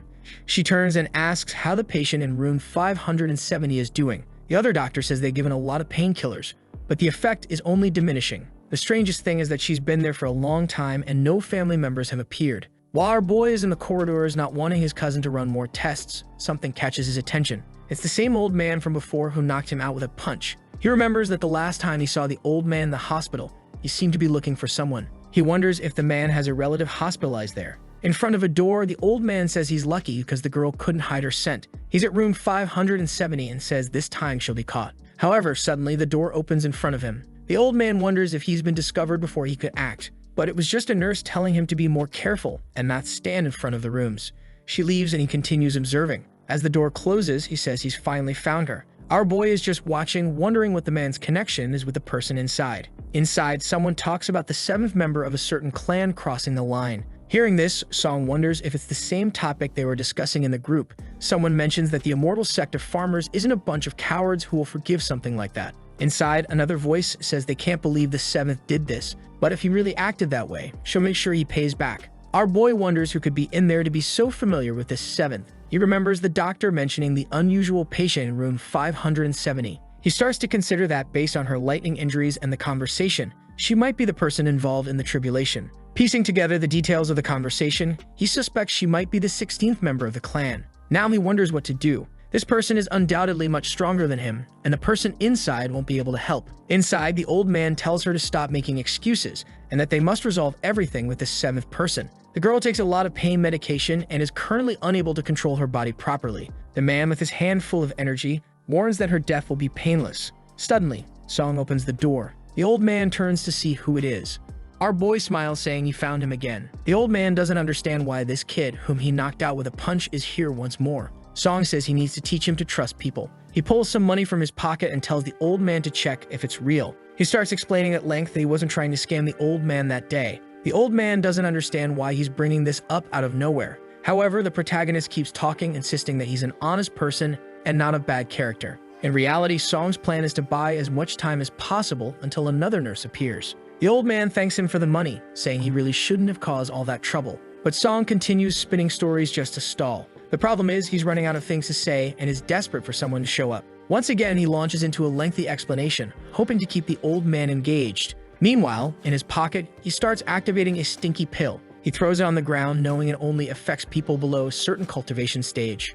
He runs past the old man, hoping the pill will affect him. The old man starts coughing from his nose and mouth, wondering what that awful smell is. At that moment, Song saves the girl. The old man, realizing he's been tricked, activates an electric hand technique to stop him. However, Song anticipated this and activates a protection talisman. The attack pushes the old man away, and he realizes he was deceived by the boy. Song starts running down the stairs, wondering where the best place to take the girl would be. She remarks that she didn't expect to find someone in this world who would act like him. Only then does he realize it's the same girl from before and jokes that he needs glasses to see from afar. Teasing, he asks if she got herself into trouble again. She thanks him, saying she'll only admit it this once. Song is impressed by her quick thinking. She then asks where they're going, and he says he's trying to figure it out. The girl notes that in 50 seconds, the old man will catch up. Our boy feels desperate, unable to think of a quick plan. But regardless, he can't let the old man catch them. As they exit the hospital, he spots a taxi and thinks it's the perfect solution. He jumps in and tells the driver to step on it. The driver asks where to, but Song just says it doesn't matter.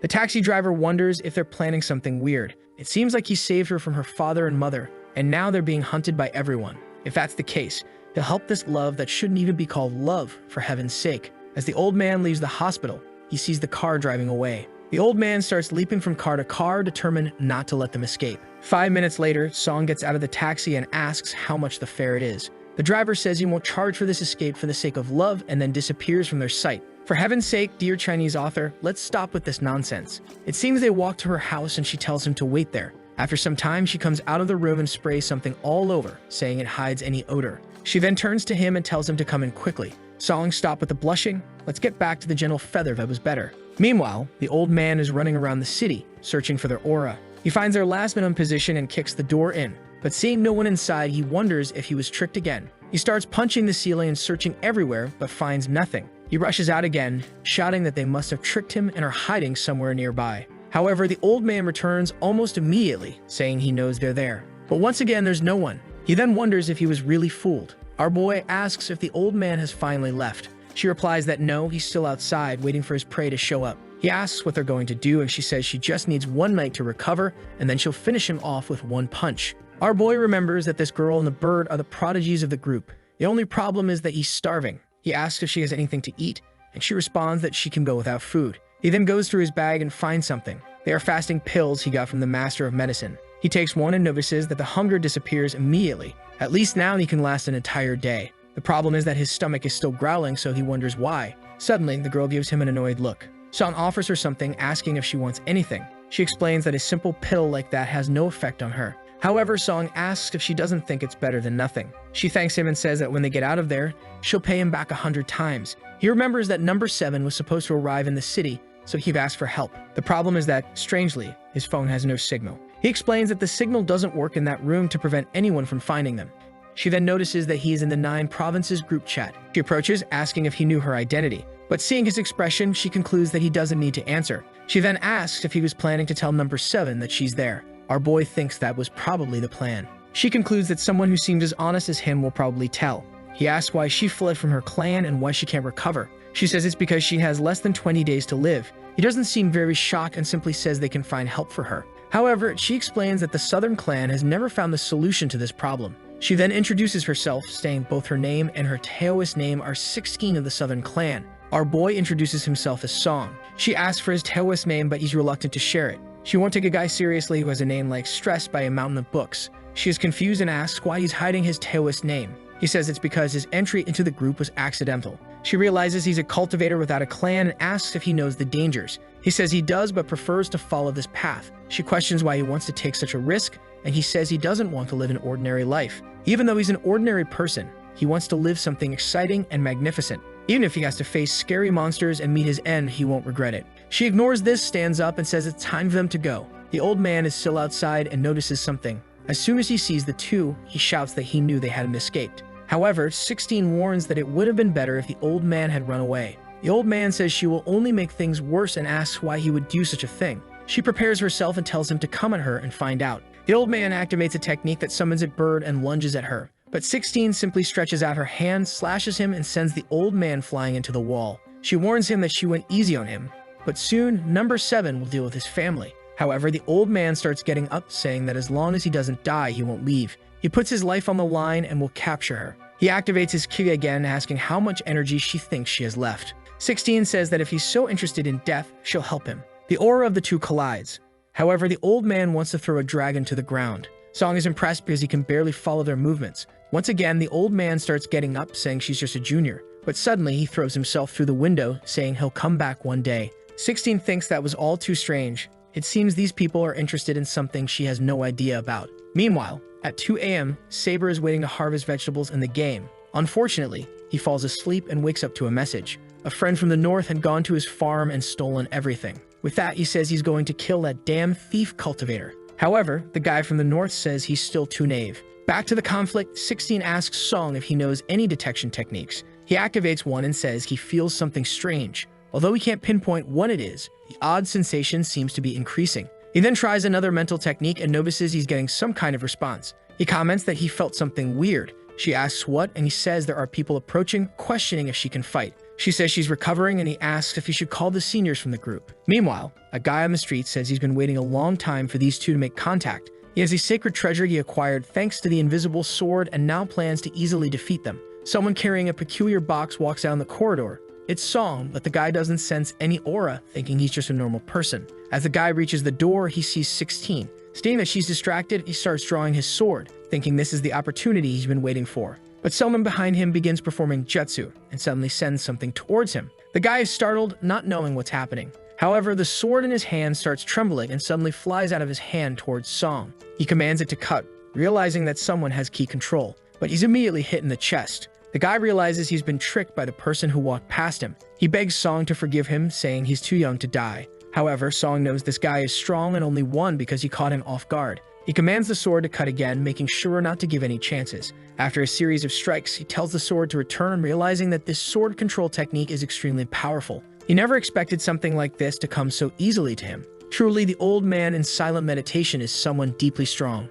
Meanwhile, at 2 a.m., Saber is staring at the screen, afraid of being robbed. He hasn't blinked until a message pops up on his screen. As he drags the window aside, he sees that the guy from the north has stolen everything again. The poor guy kicks the table, wondering how this bastard always manages to do this, even while boasting on the beach about needing to be strategic. Back in the fight, 16 approaches the guy and asks why he wanted to kill her. He just laughs without saying anything. She warns him to speak up because she has ways to make him talk. Song advises her to be careful, saying the guy might try to blame another sect. He's certain that this person is either a sworn enemy of the immortal sect or wants to steal something from them. This scares the guy. 16 notes that his reaction suggests Song might be right. Suddenly, a talisman comes out of the guy's mouth, transforming into a sword that he hurls at the girl. However, she defends herself, saying she expected such a plan. The entire sword shatters, leaving the guy shocked. At this moment, she notices something is wrong. The guy's blood is turned into a bunch of threads controlling everything around them. She quickly recognizes this as the blood saber technique, and the guy tells her to die for good.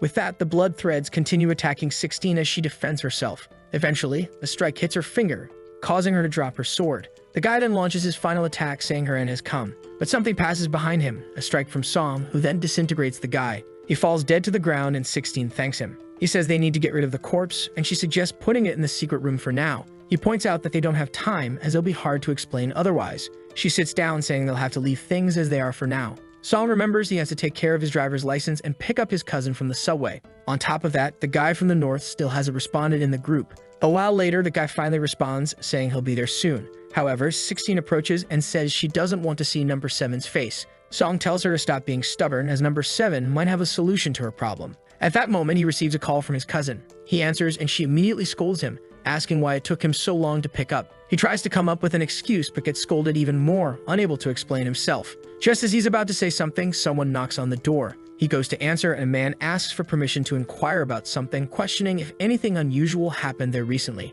Suddenly, his cousin yells, asking what he did to the girl. 16 apologizes to the man, saying they had a fight and she broke some things. The man, misunderstanding the situation, comments that couple quarrels are like that and, for heaven's sake, suggests calling the police. But Song's cousin overhears the conversation and asks what they're doing together. Our boy apologizes and says he can't explain right now, but he'll tell her everything later. Elsewhere in a Hunan district, someone comments on the failed assassination attempt on 16. A guy with a nose piercing calls everyone useless. He informs a young master that the assassination failed and asks what they should do. The bespectacled man tells him to calm down, saying it doesn't matter whether the attempt was successful or not. He was prepared for both outcomes. He just needed to follow the plan and all of his injuries would be healed. However, they would need to disappear for a while since they couldn't go against the Sioux clan. The guy agrees, saying they can abandon the others and focus on the existence of their clan. The bespectacled man's friend urges him to hurry and start preparing. Shortly after, a girl arrives and informs them that all the items are ready. The bespectacled man says that once the plan is completed,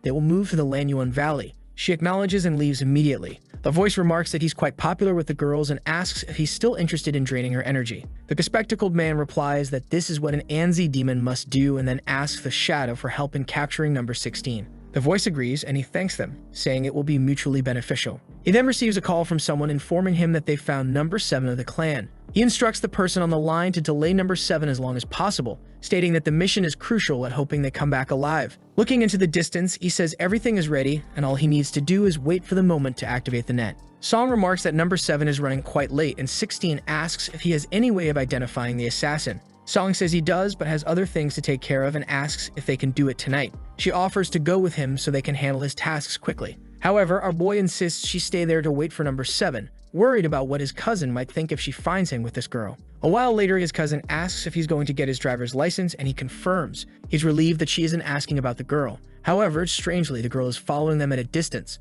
When she notices that they've seen her, she makes an angry face and turns away. Our boy thinks there's nothing he can do to stop her, and just hopes his cousin doesn't notice her presence. Then his cousin says she has something she wants to ask and questions if that girl following them is a key to the jail. The girl wonders if she really wants to get Song in trouble. Our boy denies any intention of going to jail, saying he only met her today. His cousin comments that the girl has a very sad condition, so if he could give her a few last moments of happiness, it would be a good thing. With that, he says goodbye to his cousin and tells her to be careful. Looking at the girl, he becomes thoughtful. Despite her appearance, he knows she's older than him. But what his cousin said about her possibly dying soon is true. Spotting an ice cream shop, he immediately buys some for her, asking if she likes it and if it won't harm her injury. She remains silent while he smiles. Embarrassed, she thanks him. She asks where they are going and he says he has an idea. If they can find the person who stole the sword, they'll discover who's behind all this. He mentions that the guy he sent to deliver the sword has already found the thief. Our boy then calls the delivery man, saying he wants to find the thief. On the way, he wonders where number 7 is, as he should have arrived by now. But she says she has no idea. He then decides to ask the group. It seems no one has heard from him in a while. 16 asks to borrow his phone, saying she knows the number. She dials it and waits for the call to connect. Suddenly, something appears in the sky heading towards them. 16 is frightened and Song wonders why it seems to be coming straight at them. The creature, resembling a cursed Chinese dog, launches an attack. Song tells her to be careful. The attack encircles his body and a voice says it has found him. Song, struggling to free himself, asks who it is. The voice responds, saying it can be called Monarch Anzi, and warns the junior from the Sioux clan of him that she will lose her life. Song asks if his voice belongs to an accomplice of that thief and realizes the person has confused him with the girl. Our boy is being attacked by the dog and pulled by Anzi's energy, feeling his organs being crushed while the dog chases them both. Meanwhile, someone is observing everything. It's the bald man from before, saying that number 7 is his target. He follows the black smoke, saying he will capture her. 16 realizes that everyone has mistaken her for the protagonist. The only option now is to receive help from number 7. The guy finally answers and says he's late because he's been dealing with strange attacks. She explains that Song has been captured and he says he's on his way and tells her to be careful. Suddenly, a voice starts calling for 16. It's the master who arrived shortly after. He hugs her, saying he was scared of losing her and asks her to explain everything. She asks if he did anything wrong to make everyone want to kidnap her. He says the only recent event was the immortal sect requesting an item that could cure a tribulation. However, they said they would never hand it over, so he sought other remedies. 16 explains that it seems someone stole this cure item and blamed number 7 for breaking in to ask for it. The man is furious, and she says it's probably connected to the person who kidnapped Song. Just then, he gets a call. However, it's a friend saying he's already at the university, asking where he is. She responds that she's meeting him and heads over. The guy notices it's a girl's voice and immediately asks who she is. They were just behind, and she introduces herself as a friend of Song, saying he needs help. Meanwhile, the thief is in jail, wondering when his friends will release him. Suddenly, someone kicks the door. It's number 7, who tells him he'd better start naming his allies in the city. The man starts crying, admitting he's from the Moon Saber sect. Number 7 immediately suspects it's related to the person who told him to check out the item. He points his sword at the man and demands to know the location of the Moon Saber sect. Meanwhile, some people are trying to block the shadow of Anzi carrying the protagonist. However, the shadow only glances at them and wonders how this group of weaklings plans to do that. A bald man orders that the shadow carrying number 16 be captured. The dog plans to let everyone start fighting so he can sit back and enjoy the spectacle. The bald man activates a golden light on his fists and orders everyone to charge. It's either a large group or he's used a Shadow Clan jutsu.